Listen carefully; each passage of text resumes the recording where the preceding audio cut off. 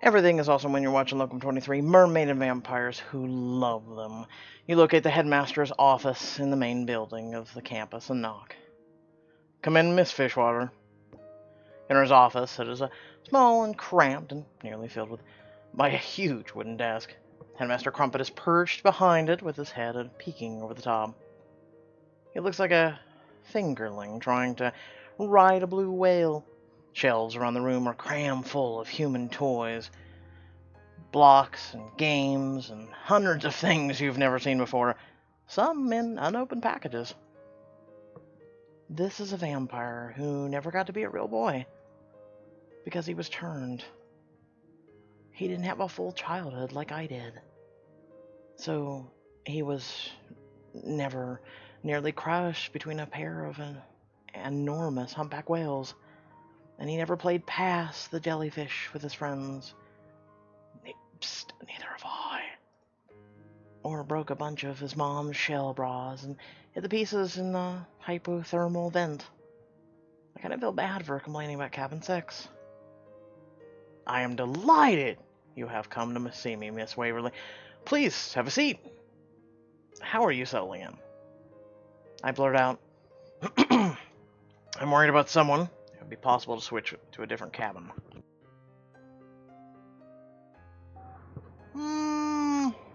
Different cabin. I'm not sure my current assignment is going to work out. Is there something wrong with the structure you're in? No, the building's fine. I would really appreciate anything else, if that would be alright. And Master Crumpet stares at you for a moment, then speaks carefully. I'm terribly sorry, but yours is the only bunk we have at the moment. We have a single student leave quite suddenly, and thus it became available.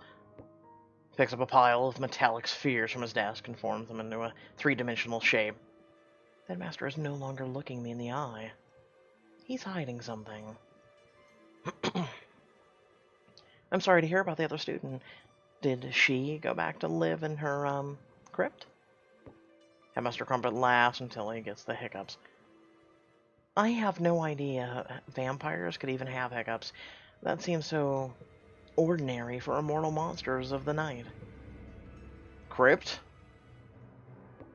He slaps his desk. Vampires haven't slept in crypts since the 15th century. At least I brought joy to someone's life through my ignorance. It's a skill.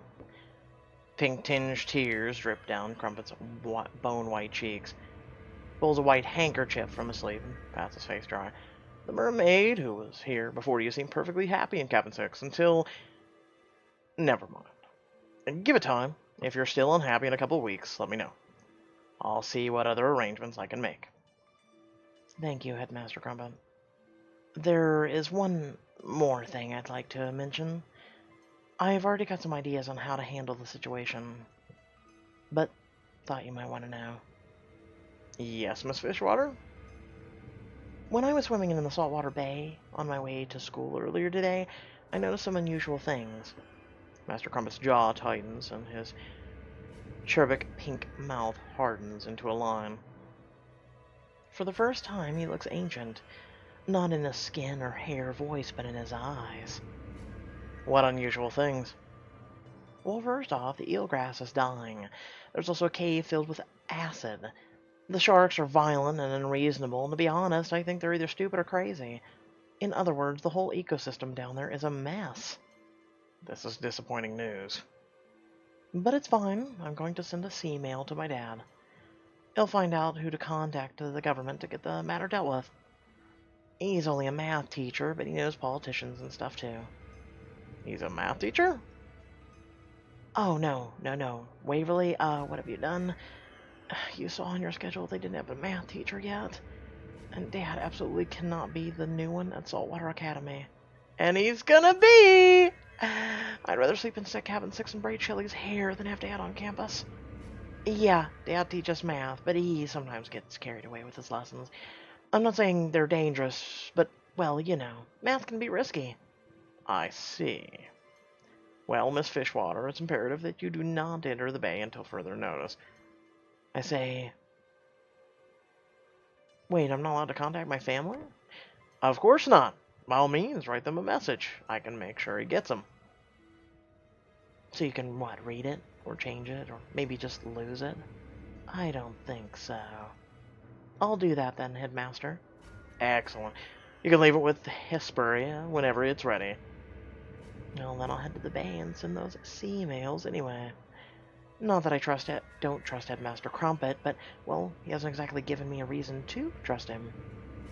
He's definitely keeping things from me. Poor man, he has no idea who he's up against. Okay, right. Someone knocks on the door. Come in, Pierce. And he just knows who's at the door. It's weird how he knows who's behind a door. Must be that vampiric sense of smell. Hi, Headmaster. Waverly. Thanks for coming, Pierce. Can you still tell what Miss Fishwater's thinking? Pierce cocks his head and grins. She thinks I have dashing good looks, and that as soon as she leaves your office, she's going for a swim in the bay. What? Wait, what? He's telepathic? What? You can read my mind. Of course, Waverly. I had some of your blood today. He did not just say that. You review every thought you had since he bit your lip. Utter humiliation is mine. Are you joking? Nope. This is too much. I think very hard about the temperature of the southwest current outside my house. Sienna shoved the chair under the desk, so hard it splinters. Think. Pierce looks confused for a moment, and warm. Oh good, he's listening. You probably think about exactly how awful it feels to change form. The itching, the cramps, the pain.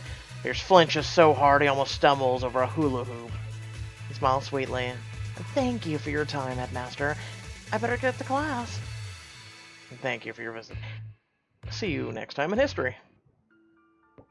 You're already halfway down the hall when Pierce catches up to you. You okay? No, I'm not okay. You can read my mind. I will never be okay again. Don't worry, the effect only lasts for 24 hours. Then you'll be back to having your array of private, misinformed, irrational thoughts. Yes, I'm cocky, and I know my dimples are adorable. He draws back and mockingly slaps his own cheeks. You want to do that? Do what to me? Ah, Waverly Marie Fishwater. Here I thought you were a sheltered mermaid. Oh, you're an ass. You stomp down the hall, trying to ignore him. You also have no idea where math class is, do you? I'll find it. It's darn difficult to stomp effectively in flip-flops. I need to get a pair of heavy boots. Allow me to escort you. Pierce grabs you by your hand with his icy one. I am not going to think about the fact he smells like strawberries. Or the electric eel-like jolt zipping up my arm when he touches me. I promise I'll stay out of your mind. You still give him the silent treatment. Look, sorry I teased you. I know coming to a new school is difficult, enough without having some jerk of a vampire give you a hard time. Can we please just start over? He lets go of your hand and holds his palm out. Not sure how that would work, unless you can time travel even when you're not in history class. I mean, I wouldn't be surprised since it turns out you can fly and read minds. And any other superpowers I should know? Definitely not a time traveler, but I might have some other superpowers. Not telling, though. It's much more fun, yet you discover these things for yourself.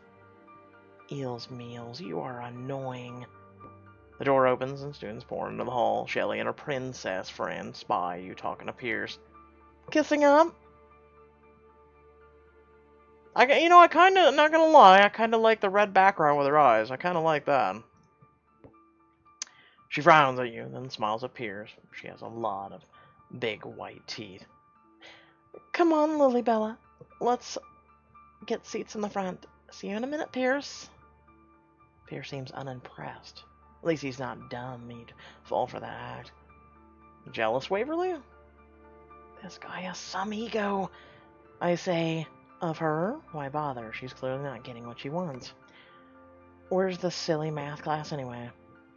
Pierce points to the door Shelley just walked through. Here we are. Are you serious? We were standing in front of it this whole time. Vampires suck. Stomp the remaining few feet to the doorway. As you reach the threshold of the classroom, the strap on your left flip-flop snaps and you trip. The other students laugh, but before you hit the wooden floor, a strong, very cold pair of arms wraps around your waist. Wow. You okay? He looks concerned, but he must be faking it. I'm fine. You remove your other flip-flop. Thanks for not letting me fall. Just doing my job, ma'am. He heads towards a large desk at the front of the room, facing the class. Find a seat, Miss Fishwater. Pierce cannot be the substitute math teacher. No way. Also, shoes are required in class. Only a warning this time, because you're new. So, where were we? He pages through an enormous textbook. Yes. Polynomials. It really blows that the most familiar thing in this whole crazy adventure is algebra.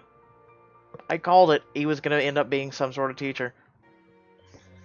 When math class is over, students run, skulk, solder, and lope out of the main hall. Fairies shoot fiery sparks into the sky that dissipate into pastel animal-shaped clouds.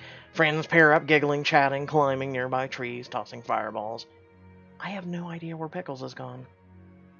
You wander over to the fountain in the courtyard. I'm so out of my element, I'm sitting on the edge of a fountain, so I can hear the water gurgle at me. What I should be doing is figuring out how to get to Pacifica. The school is only temporary. And I'd like to make my sentence here as short as possible. How do I fix this? I could catch the Mermaids so it's safe back home. Figuring out what's going on in the bay before the environment is totally trashed. Pout! Oh, let's go with pout. I'd be disobeying a direct order from the Headmaster Crumpet if I go into the bay. But actually, the fact only makes my plan more courageous. Heroes don't bother with stupid rules, especially from authority figures who act suspicious.